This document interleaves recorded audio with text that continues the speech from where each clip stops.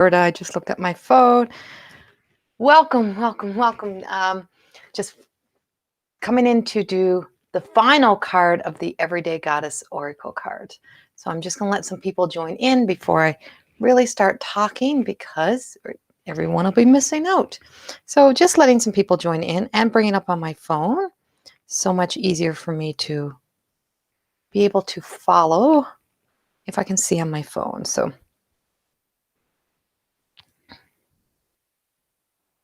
good morning, Jeannie.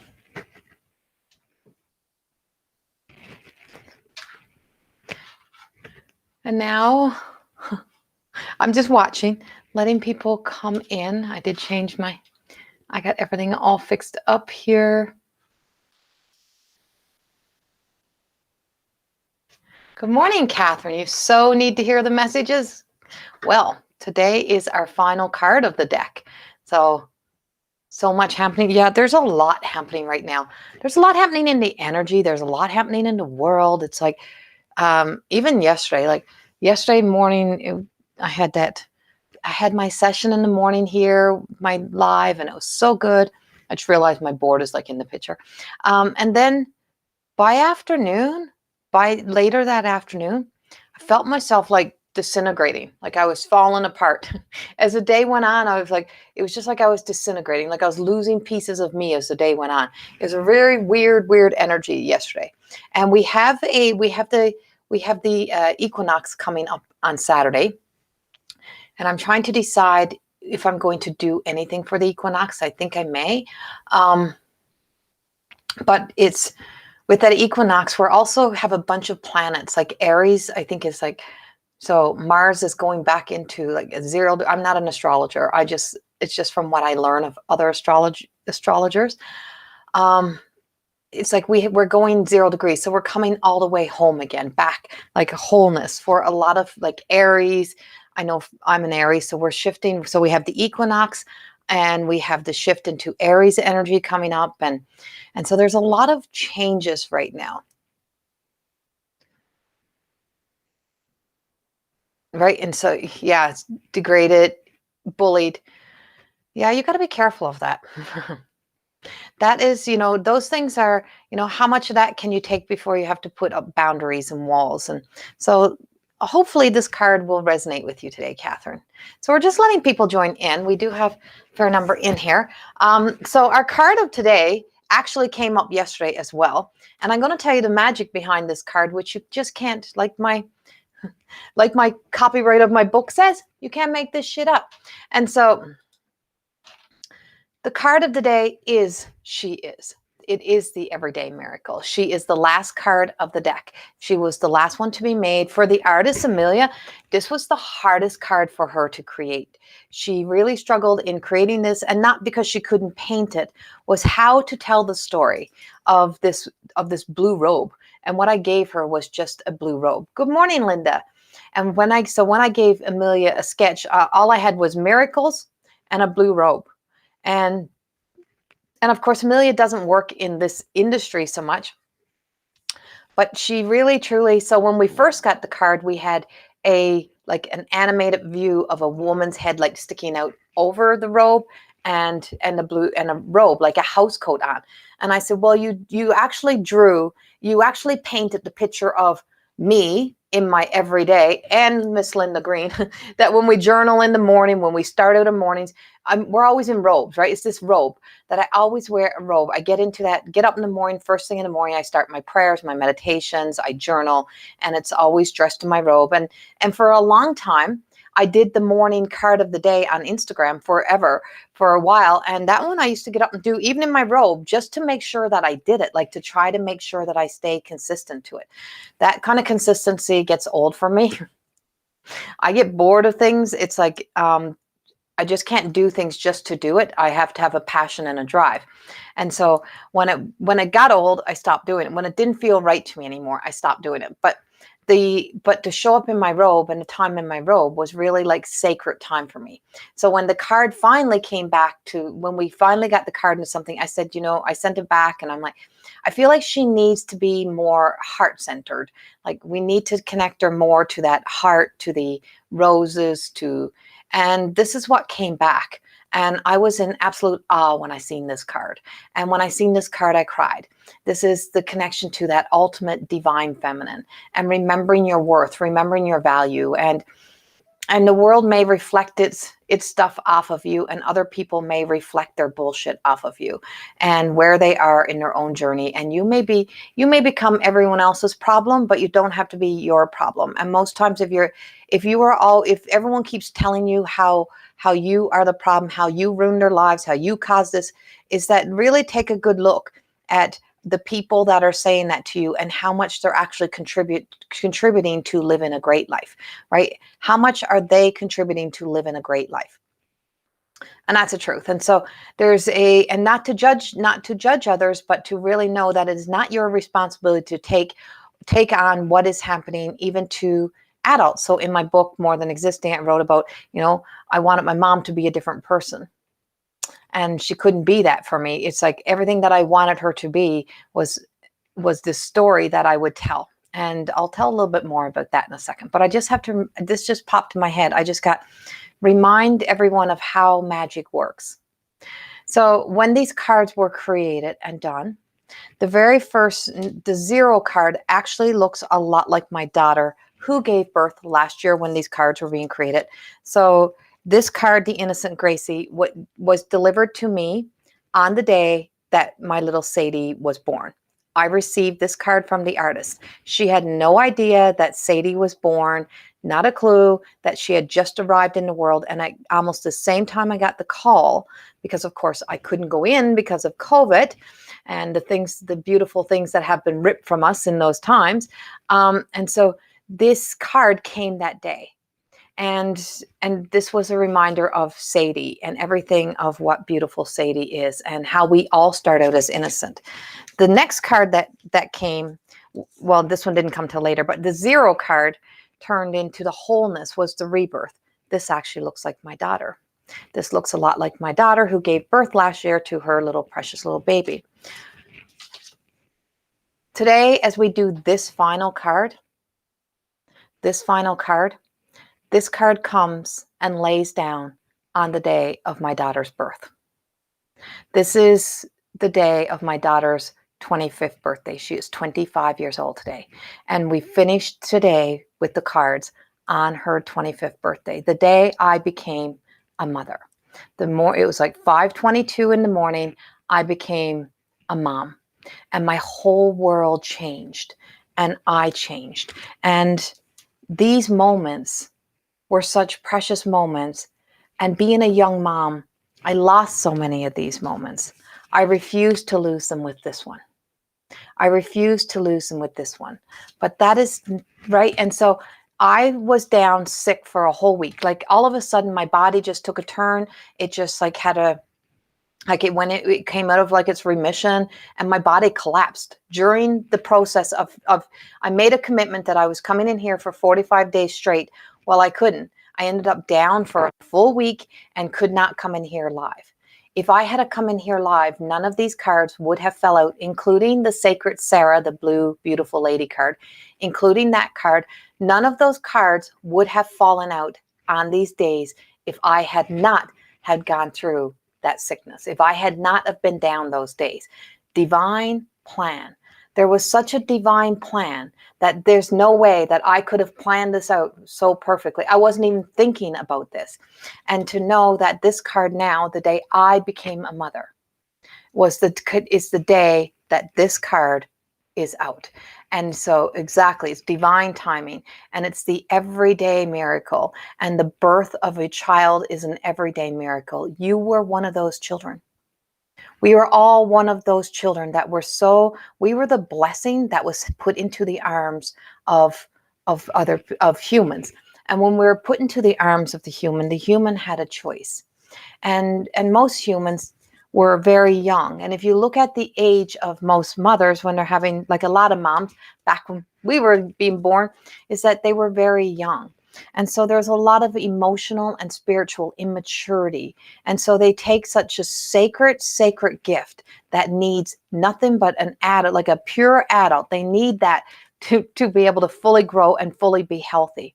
Well, we've all interfered. We've all interfered in our children's lives somehow. We've all been a part of that journey with them because we didn't know.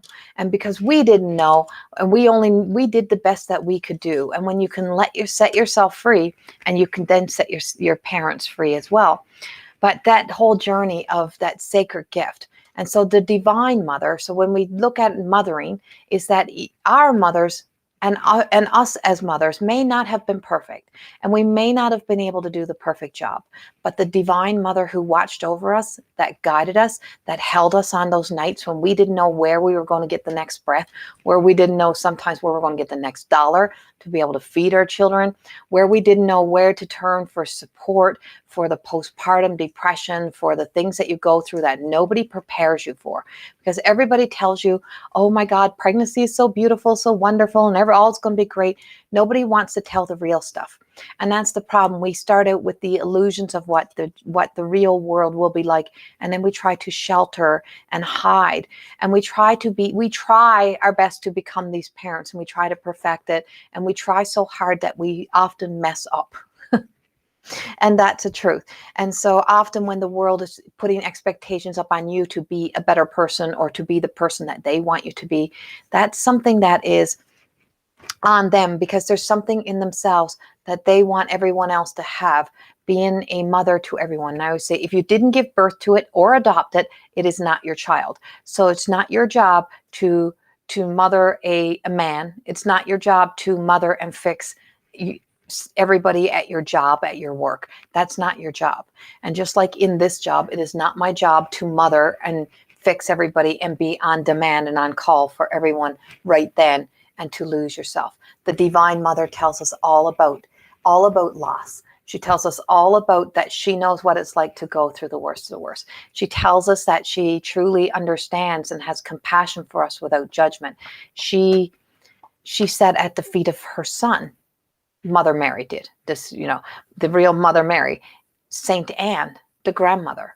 So when you look at the journey of where each and every person is, so when I started to grow, when I started to emotionally and spiritually mature, and I did a whole series of work on grow up, and I called it Grow Up. It's time for you to grow up. And so grow up means you can't keep blaming your parents when you're an adult for the way you're behaving today. The way you're behaving today is on you. So the way if somebody's bullying you today, that's on them. And they can't blame their parents because they're a bully, and they can't blame the kids that they went to school with because they're a bully. They can blame themselves that they're a bully because the world is not providing what they want, right? And so when I could get honest and real with myself was when I could start to really look at my story with my mother, the relationship I had with my mother. And I had that my many claim to fame, that I call it, was that we always made jokes about I was the mother, she was the daughter. And we played that for a long time. Like, yeah, she's the mother, look at her, she's the sensible one, she makes all the decisions, she knows, right? And it's like, I was mothering my mother, but my mother didn't need me to mother her. What I was trying to do to her was I was trying to change her, because I wanted her to be the mother that I needed. I wanted her to be the support, the person that I needed. But in the meantime, everything that I was doing to her to try to, to be angry at her, to be frustrated at her, was taking me away from having any sort of relationship. But it was also taken me away from looking in my own mirror and looking at the things that I was doing. And why did I expect that of her when I wasn't leading by example.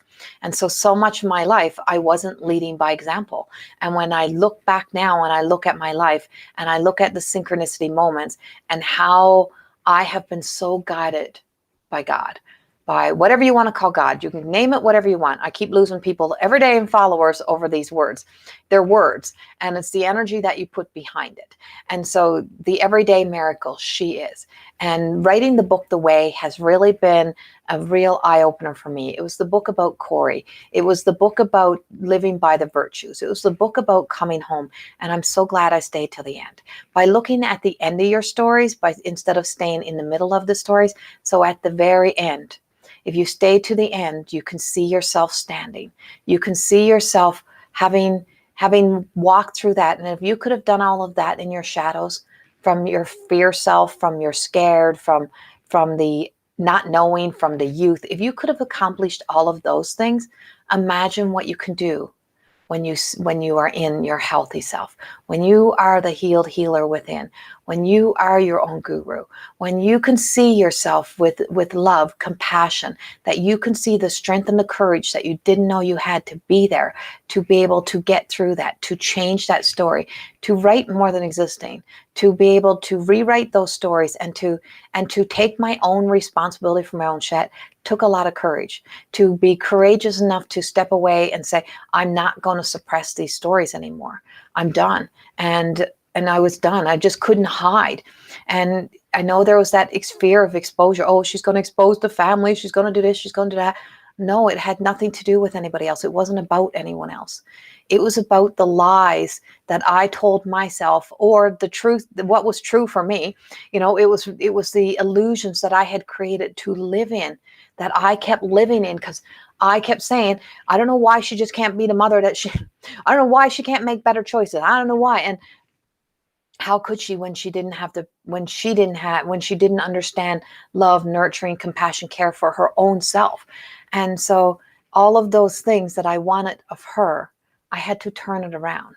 And I had to say, you know, we are like that. We're like sisters is how we are. But ultimately, she is the mother of me, and she is my mother, and she did a lot of right things. And so my daughter made a post this morning, if I can only be half the mom that you are. And when I read that, I almost cried. And I'm like, oh my God, that just like hit my heart so hard. I know that I have broken cycles, and the why I've done this. And when I get criticized, judged, even by family, when I get all of those things thrown at me, or who does she think she is, any of those things, I'm the woman who made a choice to stop living in the misery, stop letting ancestral cycles continue, and to make a choice to choose to do something differently. Because the depression, the hyperactivity, the impulsiveness, all of those decisions were not serving me, my daughter, and I refuse to let them be a part of my granddaughter's life. And, you know, I dealt with serious weight issues for a lot of years in my life because I was conditioned on that weight story. And it's in my book. I write about it. And there's a lot of things that I talk about that really were when you make the choice to take an action step to gain a new perspective, to look at things differently, to give everyone in your life a name, and to look at them as the person and not as the roles that they play, not as the personas. So when I started to further work with Mother Mary, Mary Magdalene, all of those that I work with, even Jesus, I'm like, somebody else wrote the stories of them. And where's Mother Mary's? Where's Mother Mary's books? Right? Where's the books that she wrote? Where's her story?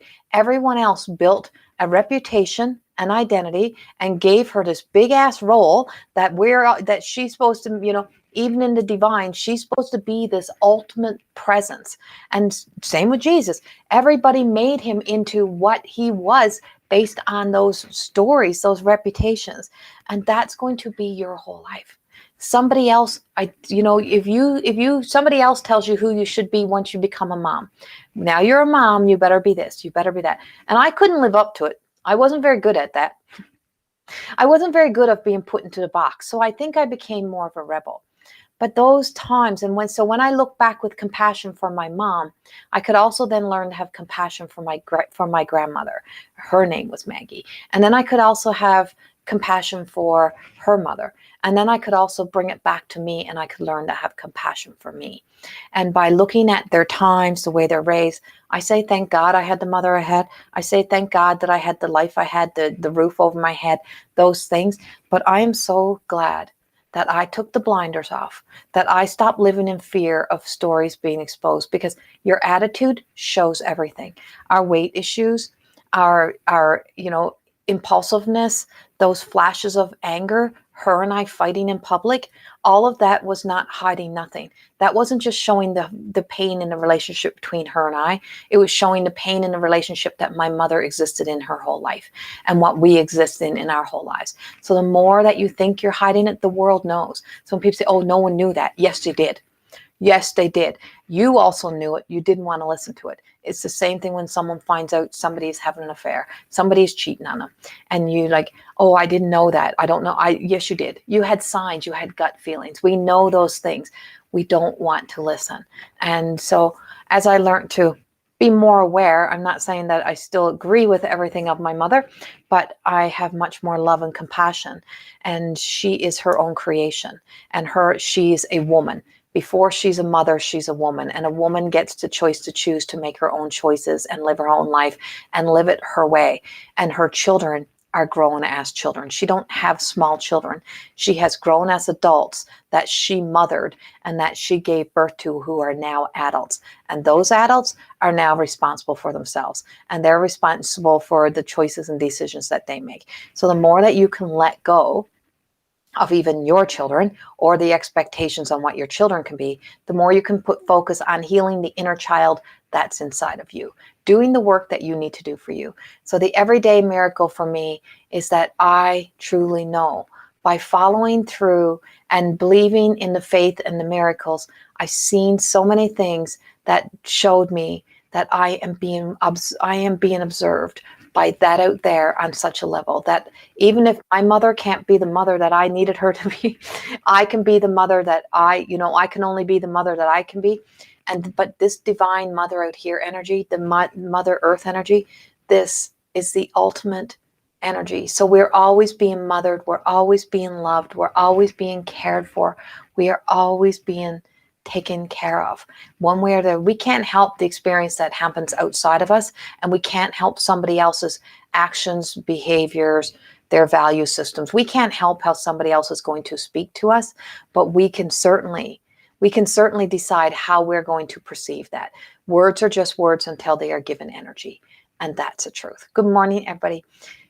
Ashley, I was lucky. In fact, my mom was a good mom, even when she was struggling, no matter how, right? And that was the thing with my mom. When I got back to my truth, because we were more like, I was trying to mother her. And when we got back to that, you look at the times when your mother was there for you, you see it. And I'm like, there was a lot of times that she was there, but she was there the best way that she could. And considering that they had no way to emotionally and spiritually grow when they had no counseling, they had nobody, when they went through grief or when they went through abuse, nobody was there to put them in counseling to help them through. So they sucked it up, right? You spend a lifetime sucking it up. Just suck it up and be a grown up. Suck it up. And you can't. It's like you think you're sucking it up, but eventually all of that starts to show through the cracks. That starts to show.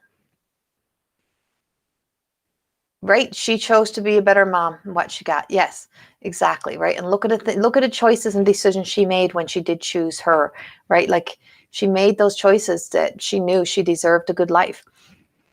And so when you look at the everyday miracle card and you look at Mother Mary and you see yourself at the end, you're like, thank God I made the choice to choose. Thank God I made these choices, these decisions. And there's such a, I have a message coming through of Mother Mary, and I'm trying to put the pieces together. So I'm trying to listen to that energy, and I'm trying to speak. And so this beauty and where she is that when you bring it home, it means you bring yourself into your own heart, and you love yourself as if you were the newborn child, as if you are that child, and that you're now responsible for nurturing you. You're responsible for providing for your needs. It's not a government's job. It is not your neighbor's job. It's not your family's job. It's not your partner's job. It is yours. And when you partner with a partner, you work equally, because there's these things that happen in a relationship when you get into a role, you get into that identity, that you put assumptions and expectations. Well, that's your job. You're now the man of the house, or you're the husband, and that's your job, and that's what you're supposed to do. Or I was here all day and now it's your job to take care of the kids. Well, what was that person doing all day? Have you asked them first how their day was? Have you checked in with each other? Have you taken time to be two adults before you start nitpicking on each other? Have you, it's those things that once we emotionally and spiritually mature, we become consciously aware of also the people that surround us. And we make our words nicer, kinder, softer, and we become kinder, softer, nicer people to everybody, including including our own children. And so this beautiful card coming out on this day really truly gave me this satisfaction of knowing that all of this was worth it. I got a royalty check from my book yesterday, and I laughed, and I had a little mental breakdown. Then I had to laugh because there's nowhere near it's even come close to the first installment I ever even made on, because you don't own your book once you publish them with somebody. And it was like one of those moments where I had that moment of it didn't even cover half of what my first, not even a quarter of what my first installment was on the payment that I paid to have that book published. And I'm like, oh God, what am I doing? And then I remembered these cards, and I remembered that today I would be presenting the final card. And when I remembered I'd be presenting this final card, a memory came to me. So a few years ago, and I'm going to tell you this because this is for you to remember to not give up ever. A few years ago, I went to Newfoundland, and my dad wasn't well, and I had to take my dad to the hospital. He was hallucinating. We thought he had dementia at the time because he was like losing his mind. And so my stepmother called, and she said, Corey, while you're here, you got to come take him because he don't listen to anyone else but you. You're the only one. So come get him, take him to the hospital. So I took him to the hospital. When I did, the doctor says to me, what's wrong with him? And he's trying to tell him, oh, my shoulder and this and that, but he was like out of it. And I just said I'm like, listen, I think he's either losing his mind or he has some sort of infection in his body. Like he's hallucinating. He's moving around little squares on his face. There's something wrong. And he looked at me. He says, you're Corey Thorne. And I said, yes, I am. He said, I'm going to listen to anything you say because you're the witch who spoke to the nurses here, and everything that they told me, there's no way you could have known. So because you did a reading on all these nurses and you told all these nurses things, and I've heard all about you, I know that whatever you tell me is going on with your father in his body, I'm going to listen. He said, what do you think it is? I said, I think he has some sort of like infection that is now poisoning his body. That's what it's like to me. Sure shit, came back that he had an infection in his body, and his organs were shutting down. So my dad literally had his organs shutting down. I thought I was losing my dad, thought my dad was dying. And of course I had to be the truth of me, which is the strength. I am strong. And I don't panic over things instantly. I wait till I got something to panic about.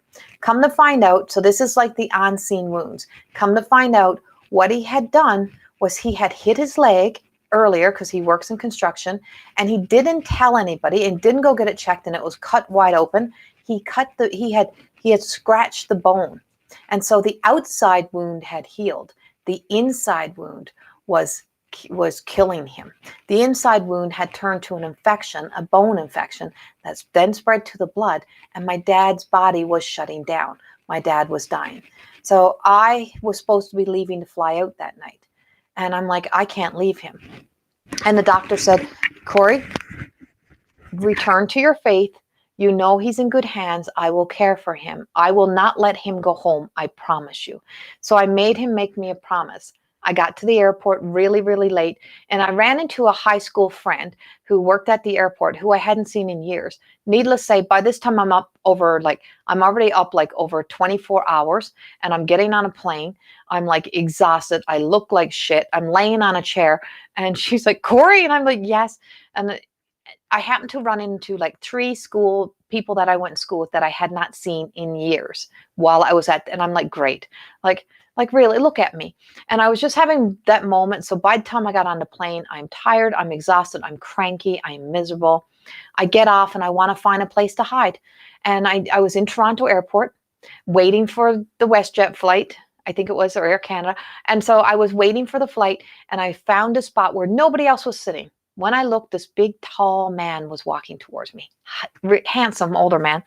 And I'm like, why would he come over here? With all the seats that are here at 6 o'clock in the morning, why would that man come over here? And at the time, I had a Mother Mary prayer open on my phone that looked like the size of the card of it looked like the size of this. And I was about to do a Mother Mary prayer, and I said, he's interrupting my day. The man came over, and he plunked himself right next to me. And I'm like, he says, I know, you did not want me to sit here. And I said, no, I did not want you to sit here. He's like, because you're having a hard time and you don't want anyone to sit next to you. You want everyone to go away. And I said, yeah. He says, you're trying to hide in this world. I said, yeah, yes, I am. He said, well, I hate to have to tell you, but Toronto Airport is huge. And if you can't hide away in Toronto Airport and you're seen here, then I'm going to tell you there is something about you that everybody sees. And he says, you don't blend in. I hate to have to tell you. I seen you all the way from down there, and something told me to come all the way up here to you. And I listened. This is the messengers of our lives. He got called up to get onto this flight to see if he could get on. He was going standby. And I'm like, good, they're going to put him on the flight. He's not going to come back. No, they couldn't get him on the flight. He came back. He says, come on, come with me. I didn't know this man from the man in the moon. I'm in Toronto Airport, and he says, let's go up to the priority lounge. And I said, I got my own American Express. I can bring my own self up there. See, attitude, right? And I'm like, I don't need you to take me to there. I'm down here because I just wanted to be alone. He says, well, too bad. So take your bags and you're coming. Now, what'd you say your name is? And I said, I didn't. He said, yeah, well, now you're going to tell me. So I told him my name. He told me his name, and we left. I left and went upstairs with this man. I'm walking around the airport, leaving with this man, a stranger I did not know. I get upstairs and I sit down, and he says, so what do you do?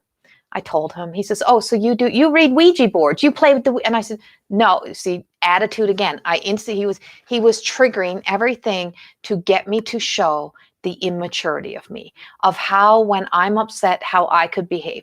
And I'm like, no, that's not what I do. He says, well, tell me what you do. And I told him, and he said, I'm going to tell you something. He said, you, Corey Thorne, he says, you're going to get on the plane today. And when you get on the plane, you're going to watch the movie Joy. And when you watch the movie Joy, you're going to see you. And I'm going to tell you, someday you are going to be that woman. And someday I'm going to be sitting front row. You will not remember my name now, but you will remember my face when you see me. Someday I'm going to be sitting front row at one of your events, and you're going to be on a very big stage. And you are going to remember this moment. You're going to write about this moment. After this moment, your life will not be able to be the same. Everything, I got on the plane. I'm like, I'm not watching a movie. I'm exhausted. I said, I need to sleep. He said, listen, Corey Thorne, you will watch that movie. I got on the plane, and sure enough, the movie Joy was on there. She's the woman who created the spin mop, with the push button bowl and the threads that loop up and da-da-da. And then she invented the Velcro hangers. And so I watched the movie. Not only did I watch the movie, I own the movie. I keep going to that movie. So when I was going through when I made the big change in my life and walked away from all the other stuff, I needed hangers. And I had a meltdown because I left all these plastic hangers behind, and I had no hangers. And my friend said, just go to the freaking dollar store, Corey, get hangers. See the attitude that shows when we're all upset. So when I got to the dollar store, and all these Velcro hangers were hanging up at the dollar store, I never even thought about it. I just took everyone off the shelf, put them in the cart, got home, and I'm in the closet, and I'm at my mom's. She was living in like a mobile home, and I'm in this little bedroom, and everything I own and everything that I have is in this little tiny bedroom at my mother's house. I was 47 at the time, 47 years old, all of this lifetime of everything else I had done. And I had nothing except a vehicle. And I had living in my mother's bedroom, so my bed, my office, my computer screen, everything was in there. And I'm in the closet having a breakdown, crying. And I go to pick up the hanger. And as I did, I heard the word joy. And I went, oh my God, I have Velcro hangers in my hand. And then I thought about the statement of more than existing. I am done. I am finding joy and happiness no matter the cost. And I'm like, if this is what joy and happiness looks like, it's not working very well. And that man's voice came back to me again. You will not quit. You will not give up. He says, I know what you're thinking. He said to me, you're thinking about going back to Alberta, packing up everything and going home to your family because you believe your family needs you. Your family don't need you, and you have to stop thinking everyone needs you. People that are in your life are grown adults and they don't need you. You are not giving up your dream and going back there. That's backwards. That's not your direction. And I hung my clothes in the closet, and before I knew it, a month later, I was living in this house in Leduc. A month after that, or that day when I was moving, I was going to Toronto to go to a Hay House event. The next thing, I was going somewhere else. Then I was going to Austin, Texas. Then I was going, all of these things start to happen in my life. And my life really, truly started to change. The everyday miracle is often right in front of you. When you say no to a moment that can lead you to getting the biggest messages of your life, because you're like, oh, what a creep, what an asshole, right? So my attitude could have affected me getting one of the biggest messages and really, truly seeing how powerful this energy really works on our behalf to move and shift us into our miracles. I've met many of those people in my life. I've had many angels. Most of them have been men that have shown up in my life that have inspired me, that have reminded me, that have told me. One of them is Lisa Star Francis, who you see in here. She walked up to me in Austin, Texas, and gave me a message and basically said, "You will not quit. You will not quit." And I'm telling you this because I want you to remember this. So this moment for each and every one of you who are struggling, who are going through and can't see that, yes, we're in a pandemic. Yes, we have this happening. Yes, this happens to us. Yes, the world is happening. Yes, somebody else is an asshole to us. Yes, we are an asshole to ourselves. So when you're looking at everybody being an asshole to you, look at your own life and saying, okay, if I'm drawing that energy in, I have something that I am reflecting out. So when I became my biggest enemy, I started to make enemies. And that's the truth. And so when you start to be able to move beyond that, so no matter where you are, no matter what's happening, don't miss the opportunity of a synchronicity moment that shows up. A person says hello to you, an opportunity for you to stop. When you hear, just do it. Just go. Because you never know what life will bring. You never know who you're going to meet along this path. And you never know who's going to be your messenger or your angel of the day or the goddess of the day or to be the voice of God that day for you. And when you let those people in, it's amazing. And that's where more than existing comes from. I don't tell people how to live their lives.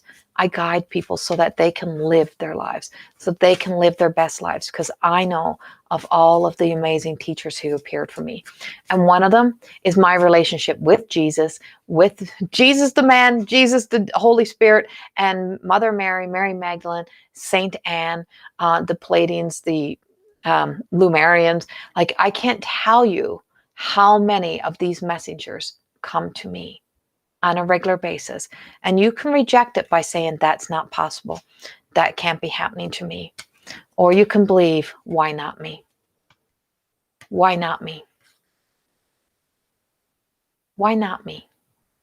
If you truly start to see yourself as the miracle that you were on the day you arrived, that you can now return yourself to walking and living within grace, that you show yourself the dignity and respect that you want to see everyone else treat you with, you will start to command that. You don't have to demand it. You command that. And that's the energy and the life that you start to live in. And yes, now I'm pulling up the Imperfectly Perfect is our validation card. I got to watch, and I got to show you this card quickly because I do have to go.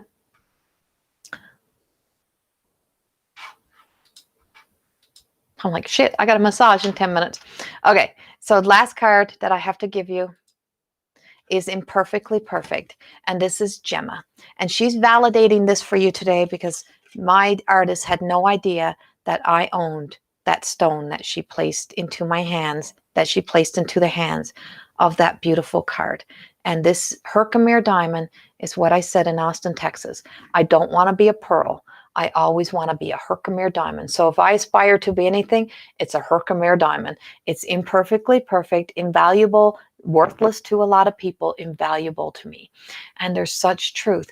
Hardened, jagged, not crystal clear, little specks in there, because we all have a past, we all have a story, and we've all made choices that were not the most defining, beautiful moments of our lives, but our lowest moments are our most defining moments. They are the opportunity that you get to choose have I had enough now? These are the moments when we rise up, we hold ourselves accountable, and we start to take action steps towards walking towards us. And that's where it changes. It's not the end. It is the beginning of a new journey of walking towards you. So she is of her creation. She is her own creation, and she is more than existing. And I hope in some way this inspires you ladies and gentlemen who are here today. And please share away with these videos. I love that they get shared out. And please subscribe, please follow. And this is the last of the Everyday Goddess Oracle cards, of which you see up on the wall. And so friends who comes in usually every day ask if I'm going to keep doing mornings, and this is the Everyday Goddess Oracle cards that I've created. Artist Amelia Richard helped bring them to life, and this is one of the many reasons why I will not quit. Because if these cards can help somebody else, if the work that I do can help somebody else today, then I'm happy. So have a beautiful, beautiful day. And yes, I'll be staying on the mornings. Much, much love. Have a beautiful, beautiful day. And yes, that answers your questions. Good, Catherine. Good. Many, many blessings to each and every one of you. Bye-bye. Got to go get my massage.